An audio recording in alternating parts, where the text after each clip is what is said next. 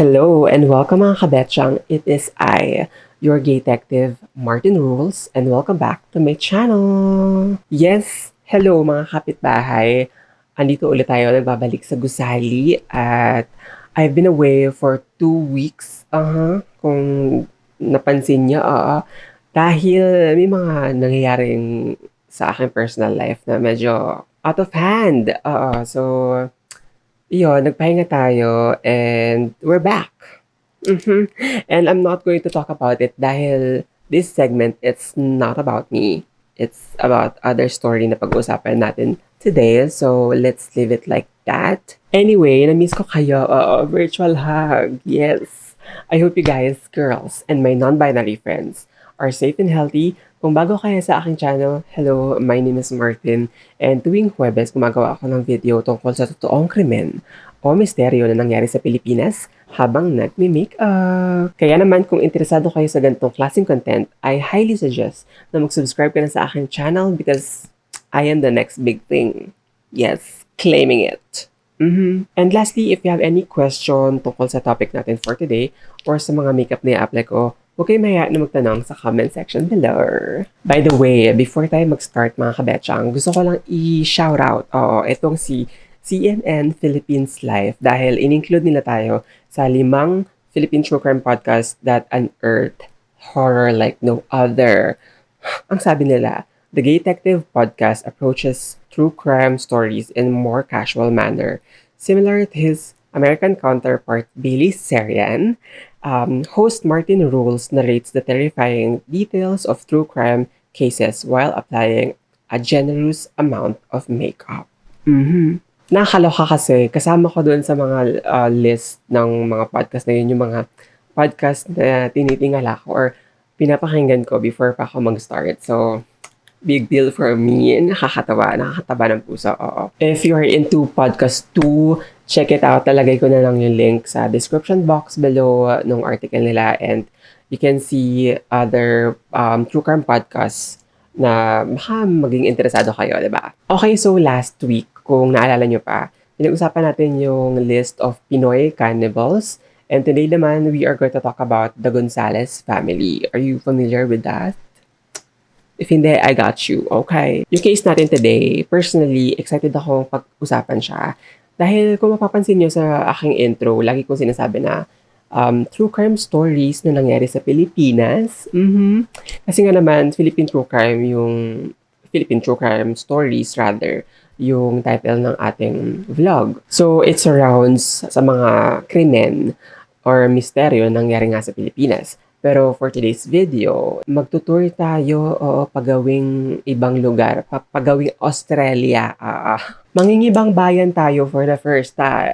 And I'm so excited, yes. Shoutout nga pala kay Fernan Roble and Nan Lau for recommending this case. Kaya rin kung meron kayo nalalaman na true crime, na, sangkot ng mga Filipino kasi ibang bansa, or true crime na nangyari sa Pilipinas, at saka mga misteryo, let me know sa comment section below at pag-uusapan natin yan sa mga susunod na episodes. Let me just remove these gloves and sabay-sabay nating lawakan ang ating horizon.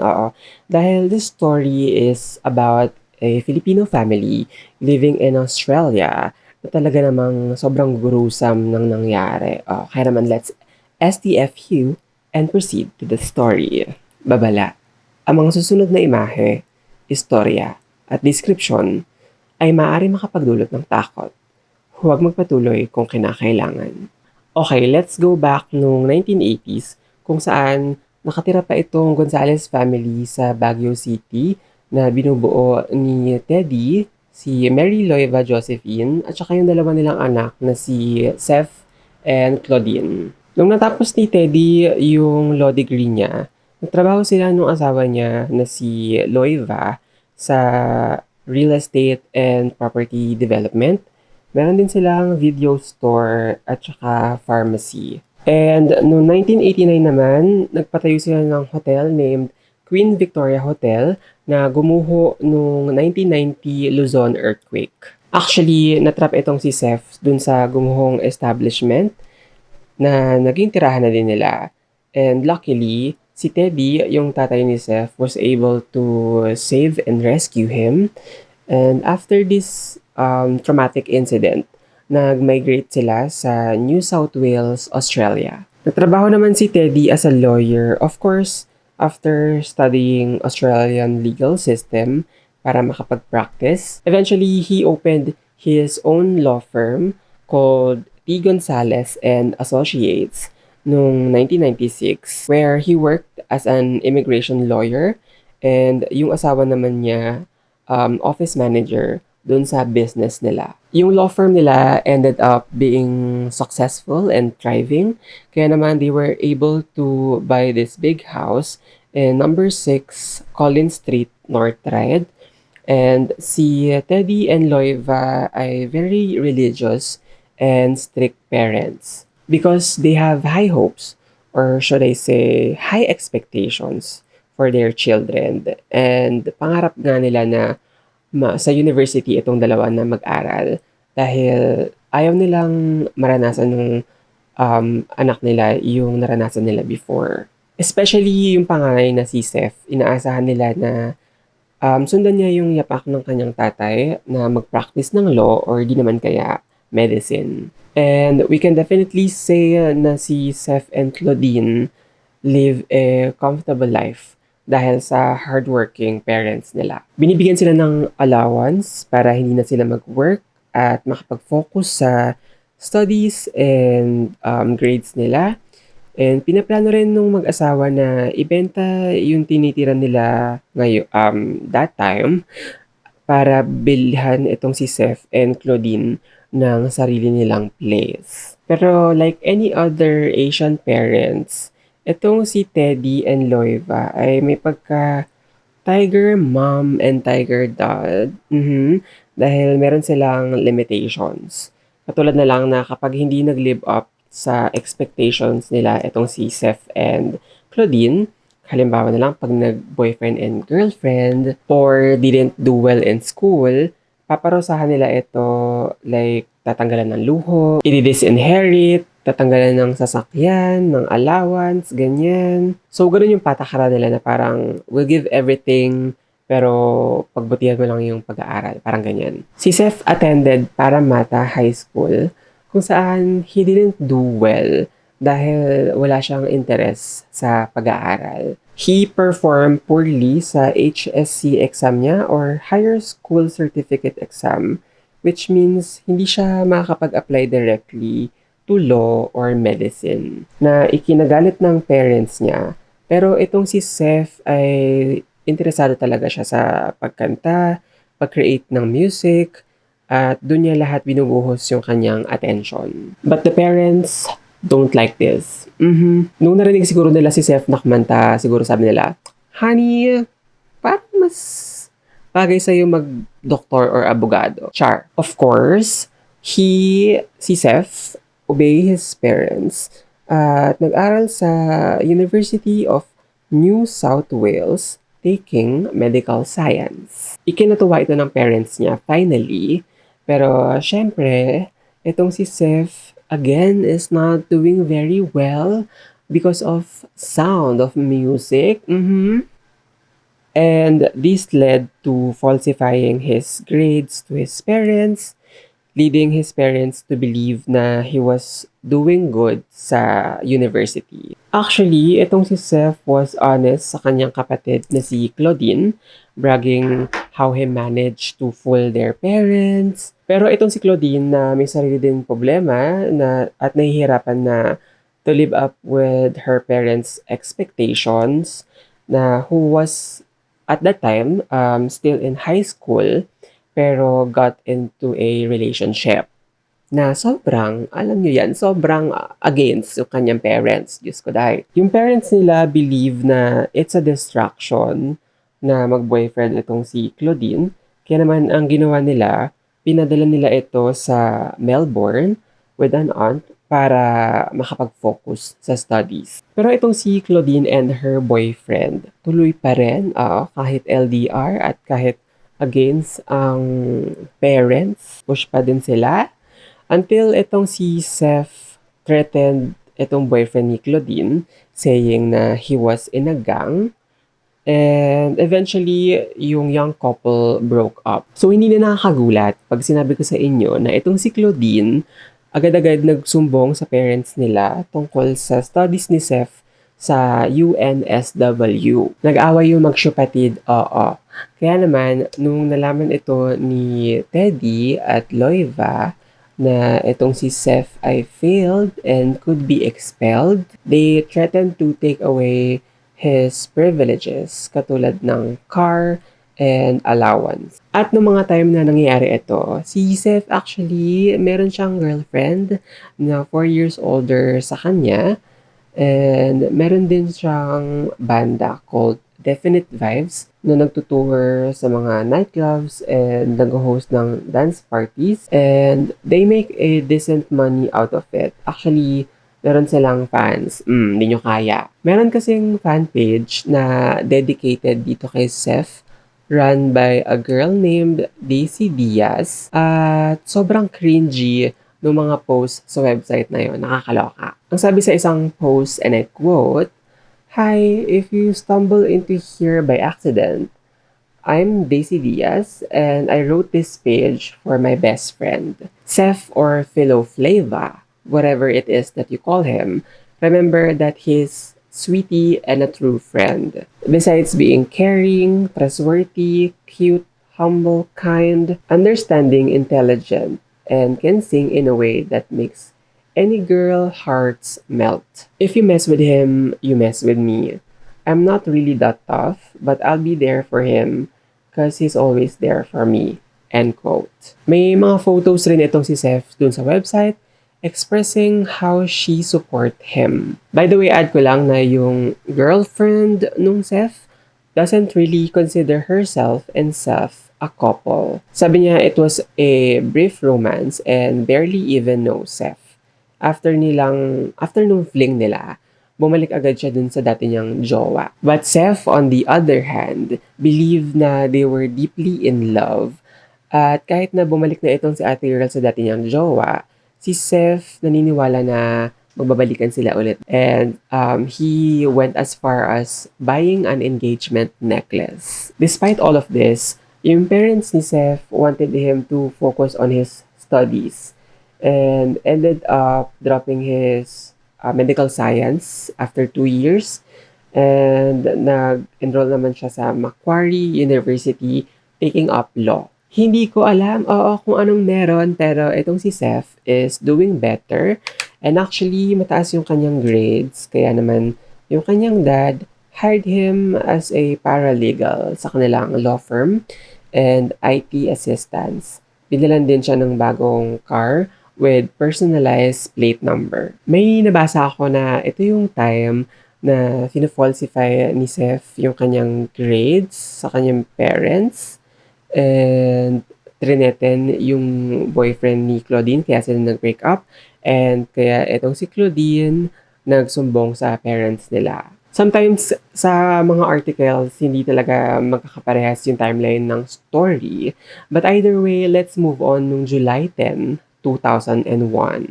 It was said na normal and average day ito para sa mga Gonzales. Si Teddy and Loiva are at work sa kanilang law firm. Si Seth naman ay pumasok sa university nung morning and went to his father law office or law firm nung afternoon para tulungan siya with some IT issues. Si Claudine naman was at home from Melbourne.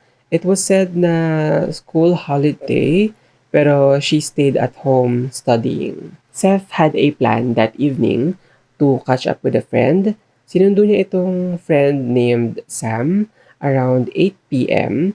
and then nag-dinner sila sa Planet Hollywood at Gomora Bells sa Galaxy World Arcade and then mga 11 p.m. na siya nakauwi.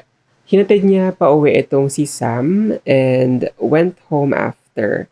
Mga 11:30 or 11:45 nung nakauwi siya sa kanilang bahay.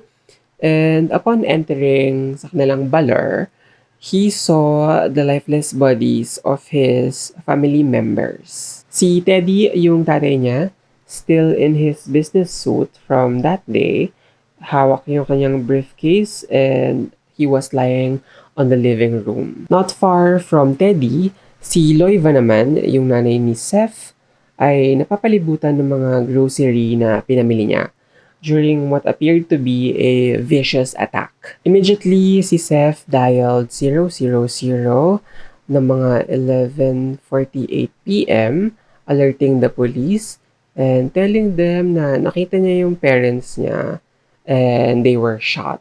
Sobrang hysterical niya during the phone call. Ang sabi niya, and I quote, "Please come. Someone is at my parents. There is a lot of blood everywhere.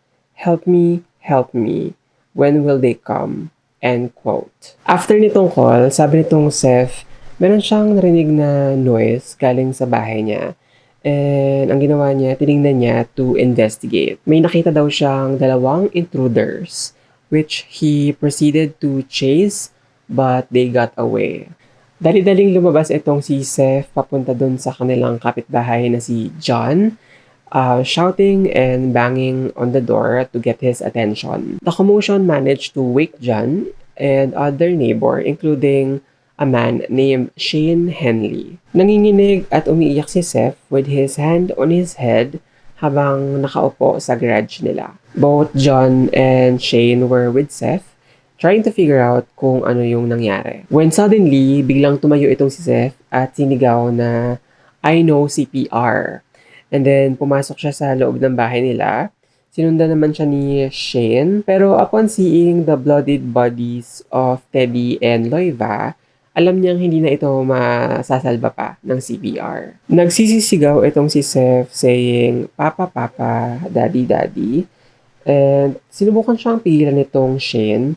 Pero pumunta naman si Seth sa mom niya and started shouting, "Mommy, Mommy, Mommy." Eventually, dumating yung ambulance and yung mga police first entered the house to establish whether the scene was safe for paramedics dahil hindi sila sure baka nandun pa sa loob yung killer.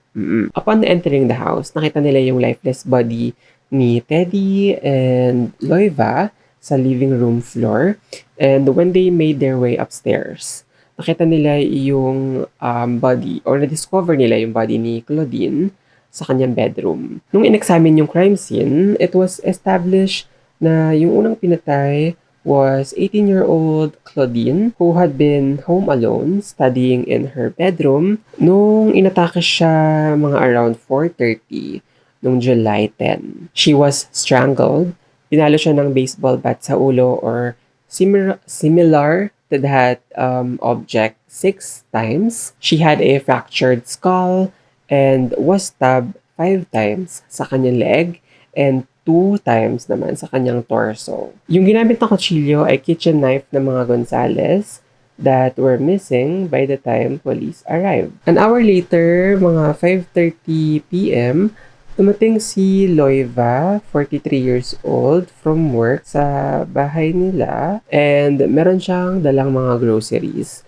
Pagpasok niya, she was attacked kaya nagkalat yung mga pinamili niya around her. Sinaksak siya with the same knife na ginamit kay Claudine and she sustained cuts sa kanyang face, back, chest, and abdomen. Yung windpipe niya had been also slashed during the attack and meron din siyang defensive cuts sa arms and hands. Around 6:50 p.m. naman, dumating yung padre de pamilya na si Teddy who faced the same fate katulad ni Loiva and Claudine. Like his wife, Teddy was attacked upon entering his home. Yung lungs and heart niya, carotid artery, jugular vein, pati yung spine niya was severed. Meron din siyang defensive wounds indicating na he was trying to fight off his attacker. And there was a strange thing na iniwan itong attacker sa bahay ng mga Gonzales. It was a racist remarks sa wall ng bahay saying,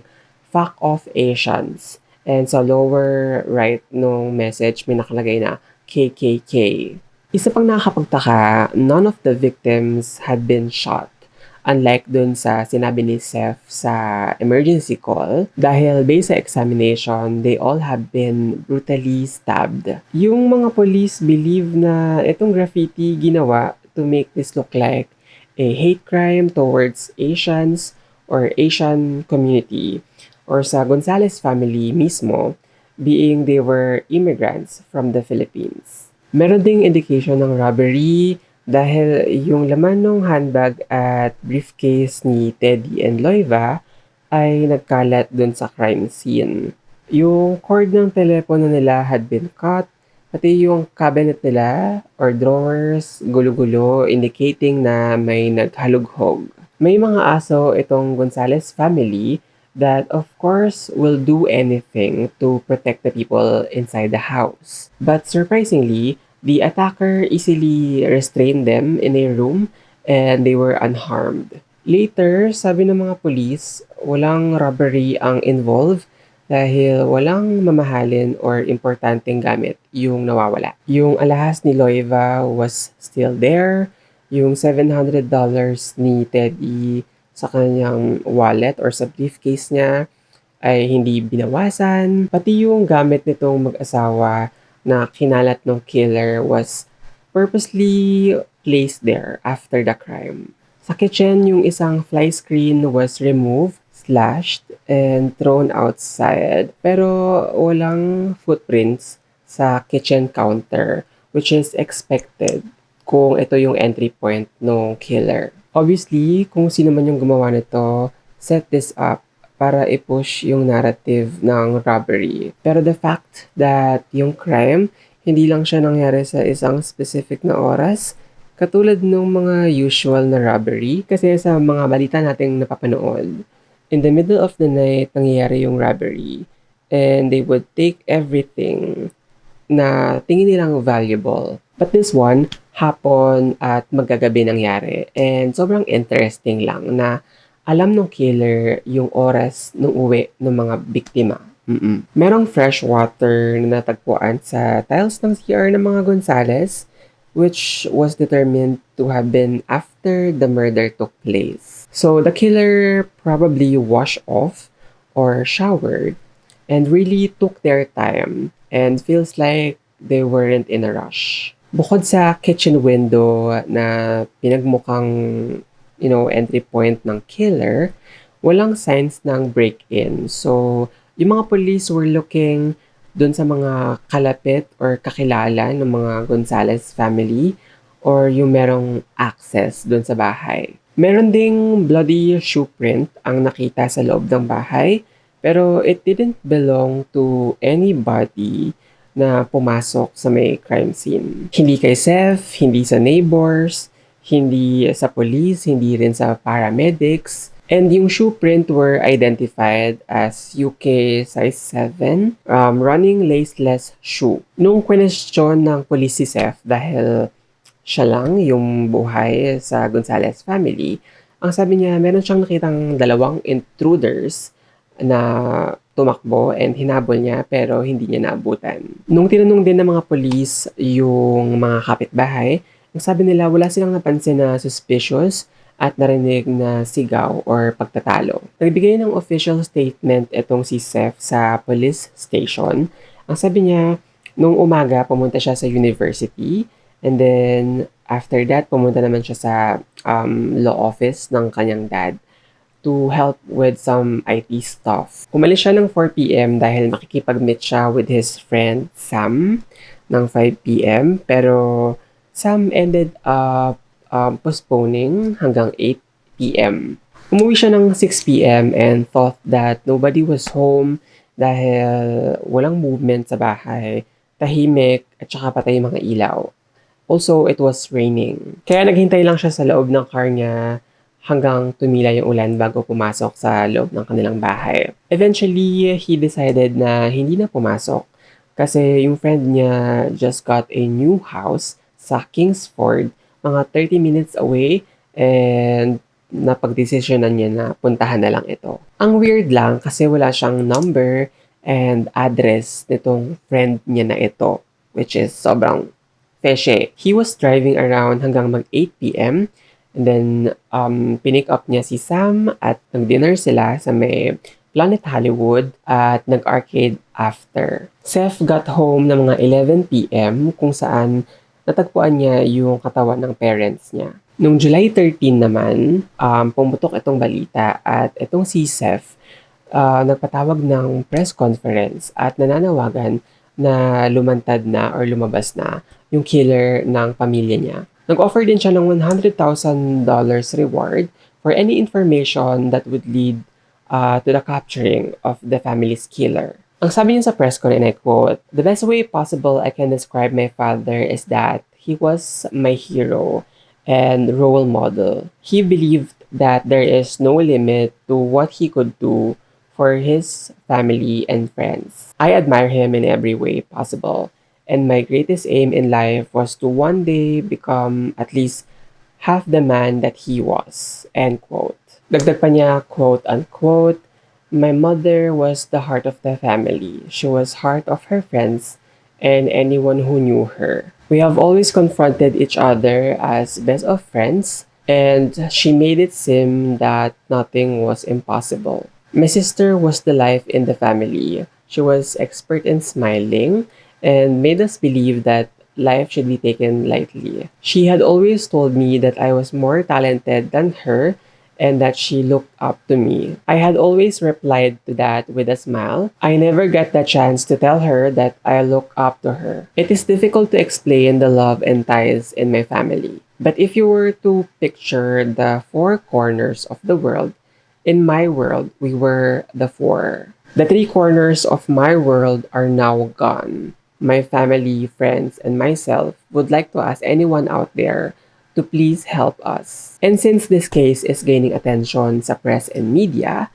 mayroong mga speculations and rumors tungkol dun sa gumawa ng krimen. Sabi ng ilan, maaaring may kinalaman yung business ni Teddy dito and might have been corrupt and involved in some dubious stuff. Meron daw siyang ties with local criminal gang at pinatay yung tatlo sa Gonzales family to send a message. Of course, may usap-usapan din na this is a hate crime pagkatapos kumalat ng picture with a racist remarks na graffiti dun sa living room nila. People thought that this upper middle class family must have been doing shady stuff na may taong maghihiganti sa kanila. It was discovered noong late 1990s na detect si Teddy ng Department of Immigration for allegedly helping Filipino immigrants fabricate their documents seeking refuge in Australia. And na-charge siya with 4 counts of falsifying documents. Pumunta siya sa trial pero he was cleared with all the charges. Seemingly, may mga taong galit kay Teddy sa pag-keep niya ng pera nila kahit na denied yung visa applications nila. Noong 2001 naman, narinig nung office mate ni Teddy na sinigawan niya yung kausap niya sa telepono, which is unlikely of him. And then he later explained na nasa gitna siya ng pagbebenta ng property sa isang investor back in the Philippines. And then naging heated yung conversation dahil sinabihan siya ng kausap niya sa telepono na papatayin yung buong pamilya niya. Anyway, going back nung press conference, etong si Seth, pumunta siya dun sa accountant ng dad niya trying to get his inheritance. Dahil yung estate nila is worth $1.5 million in Australia and 1.3 million pesos in the Philippines. So, it was a lot of cha-ching! It was a lot. Hindi ko alam kung bakit may pagmamadali itong si Koya. Oo. Clearly, he would get all the inheritance ngayong patayan yung kapatid niyang si Claudine at yung parents niya na si Teddy and Loeva. At this time, hindi niya ma-access yung mana kasi sa pagkakaalam ko, matanggap mo yung inheritance after 6 to 8 months. Pero this can vary dahil every estate is different. And after ng probate, meaning pagkatapos ma-review, validate, and authenticate ng korte, yung will ng deceased person. Pero I'm not really sure kung ganun din yung process sa mga pinatay na family members. Yung funeral was held on July 20 at inatenan ng 200 people, including yung ibang family na galing sa Philippines. During eulogy, Seth again spoke about his parents, reiterating about those he mentioned during the press conference. At dahil si Seth really loves singing dahil, Sound of Music, kinanta niya yung kantang One Sweet Day by Mariah Carey and Boyz II Men. Nagkaroon ito ng mixed reactions. Yung iba saw it as awkward and out of place, pero yung iba felt sympathy for this young baby face that just lost both of his parents and sister. Pagkatapos kong mapakinggan yung kanyang acapella, all I can say is find a note. So since yung mga police doesn't get any leads sa case, and yung mga motives aren't making any sense, they decided to look closely sa mga malapit sa pamilya and finally looked into Seth because he was acting strange. Kaya naman yung mga police were a little suspicious about him. As they should. Also, may mga butas din yung kanyang alibi. Remember nung nakipagkita siya kay Sam ng 8 p.m.? His friend verified this and meron din CCTV footage na kumain sila sa may Planet Hollywood and then nag-arcade after. Pero during the time of the murder, walang solid alibi itong si Seth. Sam was questioned tungkol sa behavior ni Seth that night. Ang sabi niya, he was in his normal, cheerful, and outgoing self, mostly talking about the girl that he had been obsessed with na tinututulan ng parents niya. Nothing seemed off according to Sam, pero nabanggit daw sa kanya ni Seth na nagdadrive daw ito all afternoon looking for his friend na nakatira sa Kingsford. Remember? Yung wala siyang address and number. Dagdag pa ni Sam, panay raw hiram ni Seth ng cellphone niya para tawagan yung telepono nila sa bahay. At tumatawag ito every 15 minutes and parang mukha siyang concerned. Pero nung sinuggest niya na dumaan sila sa bahay nila Seth to check on them, Seth dismissed the idea. At nung dinop off ni Seth itong si Sam sa bahay nila, nadadaanan muna kasi yung bahay ng mga Gonzales. So, ang ginawa ni Seth, nag-slow down siya and parang chinecheck niya yung house. And then, he goes back to his normal pace. Naalala nyo rin ba na distinct yung sasakyan ni Seth with a personalized plate number?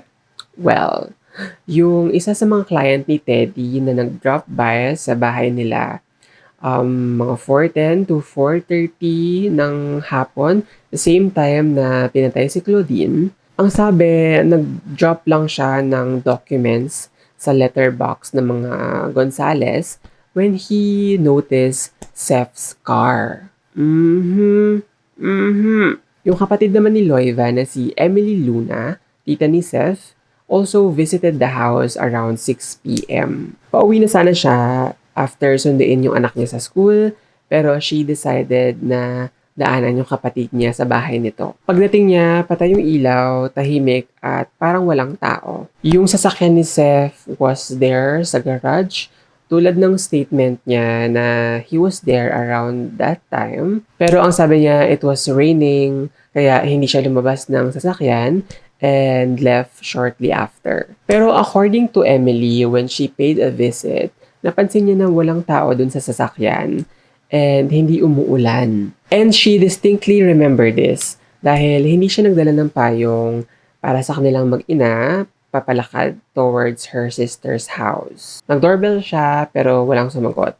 And then after ilang minutes, nag-doorbell ulit siya pero again, no answer. Sumilip siya sa bintana katabi ng pinto and she saw somebody wearing jacket and a baseball cap.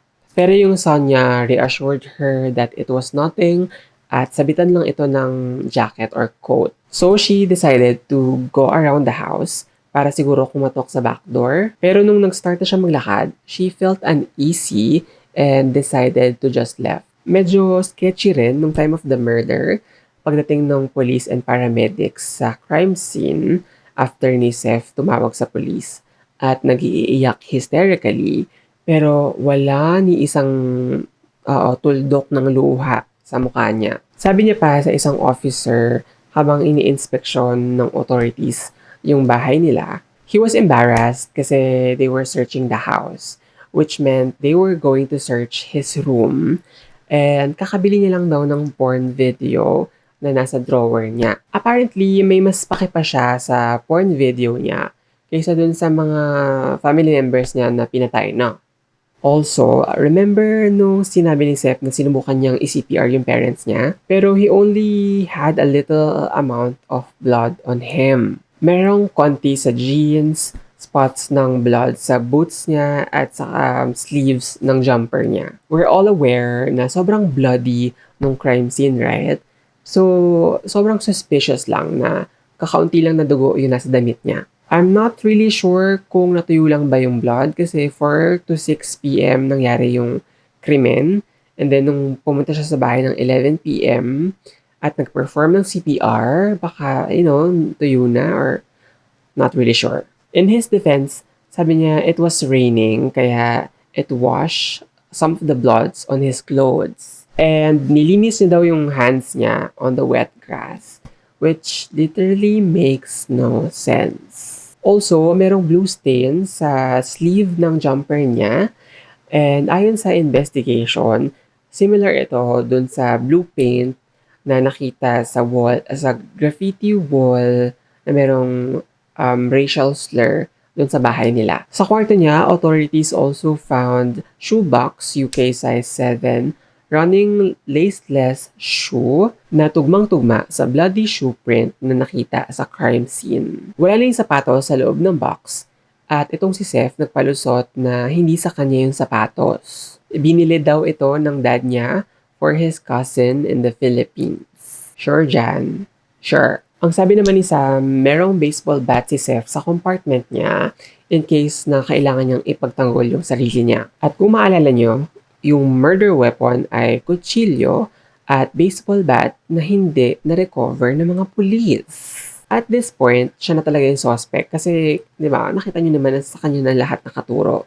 Pero wala silang solid evidence against him. Kaya inimbita nila si Seth sa police station at pina-reenact yung nangyari nung gabi ng krimen. And then, nung dinescribe niya ulit, nung natagpuan niya yung lifeless body ng parents niya, hindi man lang siya nalungkot. In fact, hindi siya upset at all. He is being consistent at talaga namang ganito ka-stick sa kanyang story na meron siya nakitang dalawang intruders fleeing the scene at sinubukan niya itong habulin. So, the police reenact this para tingnan kung posible ba ito at kung nagsasabi ba siya ng totoo. Pumunta ulit sila sa bahay ng mga Gonzales and according sa mga authorities, they determined na by the time Seth reached the garage, yung dalawang intruders na sinubukan niyang habulin wouldn't have been in sight.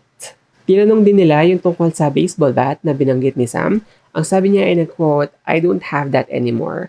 I don't know what happened to it." End quote. Nung in-interview naman ng mga authorities yung family and friends niya para magkaroon ng idea who Seth was, they found out that Seth was a pathological liar. It's like personality niya na magkwento ng kasinungalingan sa family, friends, and acquaintances niya. Like for example, sabi niya expert siya sa taekwondo at meron siya sariling security company, world champion kickboxer daw siya, a PT, which I believe physical therapist, lawyer, meron siyang mga property na pagmamay-ari, and he traveled to New York for meetings and business deals. Sabi niya rin, manager siya ng isang boy band at music producer, own a record deal, meron siyang modeling agency, and told everyone na meron siyang cancer to gain sympathy, and then later said na he beat the cancer and was in remission. Also, yung fan page na pinapatakbo nung Daisy Diaz, girl, huhulaan pa ba tayo dito? Of course, siya rin yung nagpapatakbo nun. Kaloka kayo talaga. What a narcissistic psychopath. Look, we don't humiliate mental disorder in this channel, right? Because I believe it should be addressed professionally. Pero kung si Seth ang pag-uusapan, Diyos ko, kikita niyo itong mga kuko na to, gusto kong ibaon ito sa leeg niya. Ganon yung gigil ko sa kanya ngayon, mga sis. Meron pang family friend na ang sabi, nagnakaw ng pera itong si Seth sa wallet niya. At nung kinonfront siya ng parents niya, hindi niya dininay yung ginawa niya. And ang sabi niya, he was an opportunist. At si Teddy and Loiva hindi na rin nagulat dahil may suspicion sila na itong si Seth kumukuha rin ng pera dun sa kanilang wallet. Kahit na, bonggang-bonggang allowance, no? May car, lahat ng luho, privileges. Napag-alaman din na at the time of the murder, hindi okay yung relasyon ni Seth sa kanyang parents dahil na rin sa hindi niya pag-live up dun sa expectations ni Teddy and Loiva. Pagkatapos ng murder, si Seth was rewarded $15,000 from the government as part of the Victims of Crime Compensation Payment. Para ito sa funeral ng family niya at paglilibing, at supportan na rin sa kanya for a while since wala siyang job at wala na rin yung parents niya to support him. And ever since namatay yung parents niya, he was driving his mom's car and ginastos yung $15,000 to, enjoy the mula. Nakatira rin siya sa syalang apartment. Secure and expensive apartment actually. Sabi niya sa iba niyang relatives, ini-insist ito ng mga police dahil yung killer ng family nila was still on the loose. At ang nakakaloka dahil itong mga relatives niya yung nagbabayad ng rent dun sa apartment. And ayon sa mga police, they told no such thing about living anywhere in particular for his safety. Pumunta rin siya sa mga police at nagpakita ng email from anonymous sender written in English and Tagalog saying maswerte siya at wala siya doon nung araw ng murder. At since convinced siya na in danger yung kanyang buhay, ginawa niyang bodyguards yung kanyang mga friends. And later, yung mga police found a draft for this email sa mismong computer ni Seth, suggesting na siya mismo yung nag-send ng mga threats na ito sa sarili niya. Noong 2001, kinontak niya yung tita niya na si Annie sa Pilipinas na nagpapatakbo ng properties at investments ni Teddy. At ang sabi niya, meron siyang brain tumor at kailangan niya ng $190,000 for his surgery. Nakahalata itong auntie, na parang medyo suspicious, yes. Kaya naman hindi siya nagbigay ng pera, instead sinabi niya sa mga police. Noong mga sumunod na buwan, binenta ni Seth yung sasakyan niya, pati sasakyan ng parents niya, pati yung alahas ng kanyang nanay for $88,000. Pagkatapos nag-down siya ng $5,000 sa $175 Lexus na ang sabi niya babayaran niya yung remaining balance pag nakuha niya yung kanyang inheritance. Kasi nga, wala na siyang pera sis. Kaya naman bumili na lang siya ng affordable na sasakyan with personalized plate number na TLCS, stands for Teddy, Loiva, Claudine, and Seth na initials ng kanilang mag-anak. Noong January 2002 naman, napag-alaman ni Seth na hindi benta sa mga investigators yung una niyang alibi. Dahil hindi niya alam, they bugged his phone para mapakinggan yung mga conversations niya. Meron din silang undercover officer na nakipagkaibigan kay Seth para mas makakuha ng maraming impormasyon. Nasa coffee shop sila noon nung kinomplement nung undercover officer yung damit niya, and then doon na nag-start yung conversation. So, chika-chika ganyan. Ang sabi nitong undercover officer na parte siya ng gang. And as a true nature ni Seth, hindi siya magpapatalo. Ang sabi niya rin, part siya ng gang at pangalan ng gang ay White Dragons na isa na naman kasinungalingan. Dagdag pa ng officer, meron daw siyang friend sa kulungan na mamamatay na who is willing to, akuin yung krimen for Seth. Nung una, kinukonsider niya ito dahil nag-drawing pa siya ng floor plan ng bahay nila at tinuro exactly located yung katawan ng deceased family members niya. Parang pang-orient doon sa aako ng krimen. Pero nung kinumpara ng mga police, yung handwriting ni Seth doon sa floor plan at saka doon sa graffiti ng wall sa bahay, it was a match.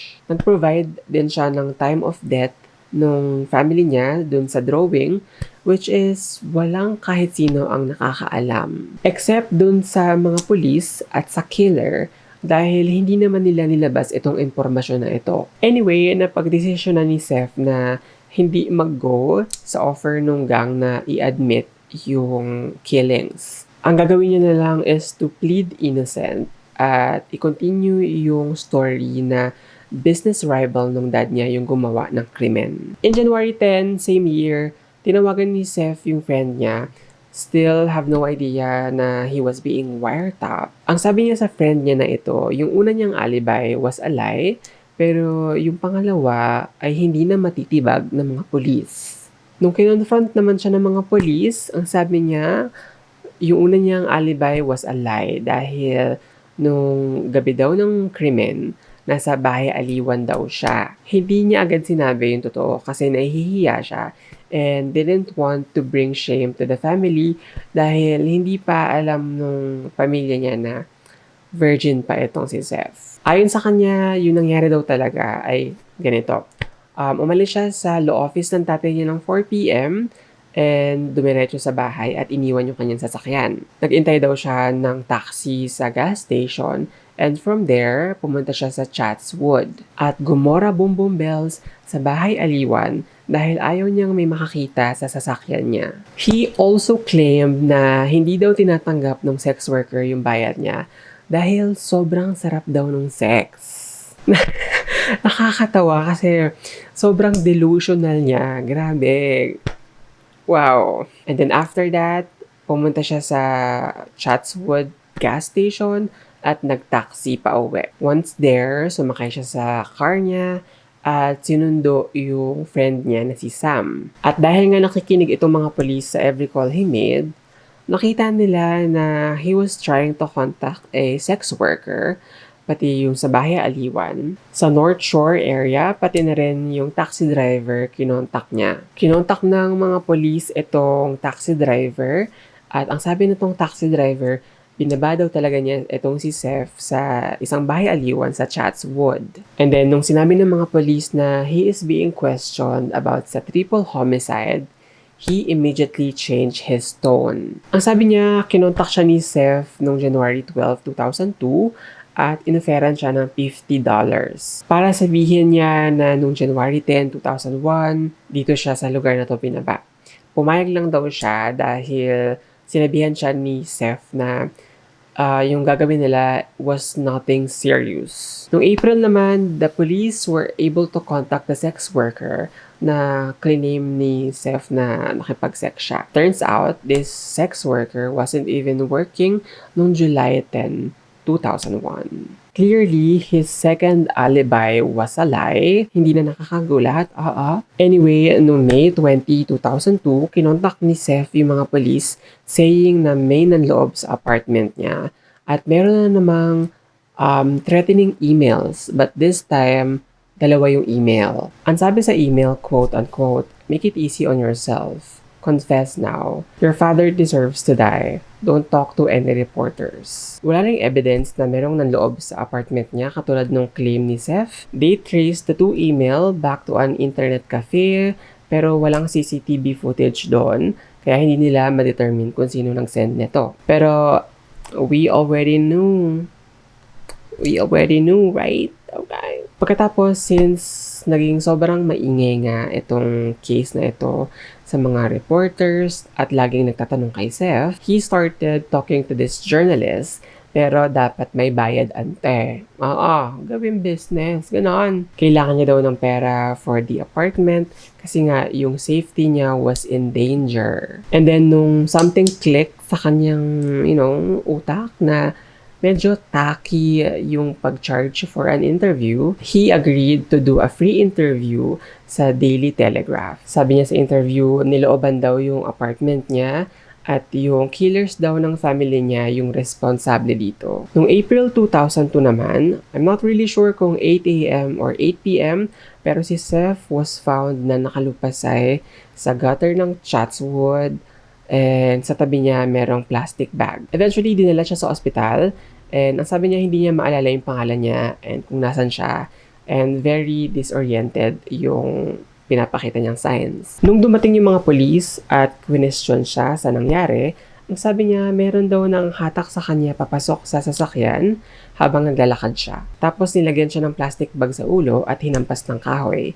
Sinabihan din siya na i-withdraw yung reward money at huwag makipag-usap sa mga reporters. Dahil kung gagawin niya yon, meron daw mga consequences katulad na lang nung safety ng grandma niya. However, after nung examinations ng mga doktor sa ulo niya, walang nakitang kahit anong injuries katulad nung sinabi niyang hinampas siya sa ulo. It's just lie, another lie, another lie.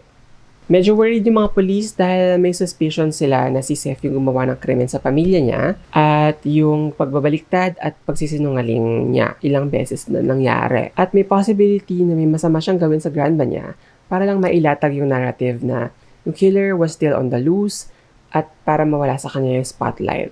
Noong June 13, 2002, nag-execute ng search warrant yung mga police sa apartment niya at chinarge siya ng 3 counts of murder and 1 count of threatening product contamination, which I'll explain later. Nirequest niya na gamitin yung pera ng family niya para ipambayad sa defense team niya, pero it was refused. Yung trial, which were the trial of jury, na nagtook place 2 years later between April and May ng 2004 and he pled not guilty. It was revealed during the trial na yung pagpatay sa family members niya had been several months in the making for Seth. Pero yung original plan talaga was to poison them. Yung search history nitong Seth revealed na he searched methods of killing at yung mga poisonous plants. And nag-purchase din siya ng castor oil seed. I'm not really sure kung nakakalason yung oil. What I do know is yung outer coating ng castor seed, yung poisonous, which is resin, that can damage liver, kidney. You may also experience nausea, abdominal pain, vomiting, diarrhea. The list goes on. Pag-receive niya dun sa seed, he shelled them at nilagyan ng warm water. At nilagay niya sa canister and hid it under his desk. Pero nung nag-search yung mga police on the night of the murder, nakita nila itong canister. I told you a moment ago na meron din siyang 1 count of threatening product contamination, right? This came up dahil he denied the fact that he was trying to poison his family. Nagpadala siya ng anonymous letter sa isang major food and beverages company saying, quote-unquote, 3 of your products have been poisoned. By now, they are on supermarket shelves. This is what you get for treating employees like garbage. Good luck finding infected cans before someone dies. Go to hell. Nagpadala rin siya ng parehas na letter sa Australian Quarantine Inspection Services at sa Australian Federal Police pretending to be a concerned employee, spilling what he had heard tungkol sa pagsabotahe sa product. At yung pinagtatrabahuhan niya kuno were covering it up and putting lives at risk. Pero hindi niya na-realize na yung isa sa mga letters na pinadala niya ay merong fingerprints niya which was lifted, stored, and eventually matched with himself. So, anong nangyari talaga nung July 10, 2001 was pumasok itong Seth sa university nung umaga. And then nung hapon, pumunta siya sa law office ng dad niya para tulungan sila with some IT stuff. At pagkatapos umalis ito ng mga 4:30 at umuwi. Pag-uwi, kinuha niya yung baseball bat sa likod ng sasakyan niya at kutsilyo sa kanilang kusina. Pumasok siya sa kwarto ng kapatid niya and attacked her. It was so brutal because he wanted to make sure na siya yung magiging sole beneficiary ng mana. Also, galit din siya kay Claudine dahil nagsumbong ito sa parents niya. Remember na dinodoktor nitong Seth yung grades niya sa university. At pagkatapos tinakpan niya ng red jumper yung kanyang sister at nag-intay for his parents to get home. Pag-uwi naman ni Loeva, mga 6 p.m., inatake siya ni Seth at pagkatapos nun inintay ni Seth na dumating yung kanyang tatay. And around this time, nung bumisita yung sister ni Loeva, at yung nakita nung anak ng sister ni Loeva na parang coat rack lang yan, ganyan, na jacket and baseball hat, was not a coat rack, but actually Seth na nagtatago. Pagdating ni Teddy, pinatay siya ni Seth, took a shower, at pinagmukhang hate crime yung krimen. He then threw all the evidence, including yung suot niyang damit, pati yung mga weapon na ginamit niya sa pagpatay, na hindi na-recover ng mga police. Pagkatapos, nakipagkita siya sa friend niya na si Sam as if walang nangyari. Sa korte, it was described yung krimen as an angry amateur dahil sa brutality ng pagpatay went above and beyond what was needed to end the life of a human being. It was believed na kaya niya ito ginawa dahil gusto niyang makuha yung mana at galit siya sa family niya for threatening his privileges. Kaya noong May 20, 2004, si Seth Gonzales was found guilty of 3 counts of murder, pero yung 1 count of threatening contamination was later dropped. Actually, nung binasa yung verdict, gulat na gulat yung reaction niya, still playing this innocent baby face bitch. Nakakapikon siya. Actually, gusto ko siyang gawin Peter ng mga aso ko. Until the end, sobrang committed siya sa character na piniplay niya. Pero, it was not effective, boo-boo. It was not working. Sabi rin sa korte na he is well and there's nothing wrong with him and was fit to stand trial. Wala siyang any mental illnesses ayon sa psychiatrist. Noong September 18, one day before his 24th birthday, sinintensyahan siya ng 3 concurrent life sentences without the possibility of parole. Nakakulong siya sa Goulburn Prison at hanggang ngayon, claims na he was innocent. And noong November 2005, may bumili sa bahay ng mga Gonzales for $720,000 who knew what had happened. So that is the case of the Gonzales family. Let me know your thoughts in the comments below. Naloka ako sa case na to kasi tinalo niya pa si Pinocchio sa pagiging sinungaling. Di nyo kaya. And sabi ko nga, sobrang consistent and committed niya sa character na piniplay niya para lang makatakas doon sa ginawa niyang krimen. Anyway, kayo naman, let's discuss this case sa comment section below. It's other social media sites.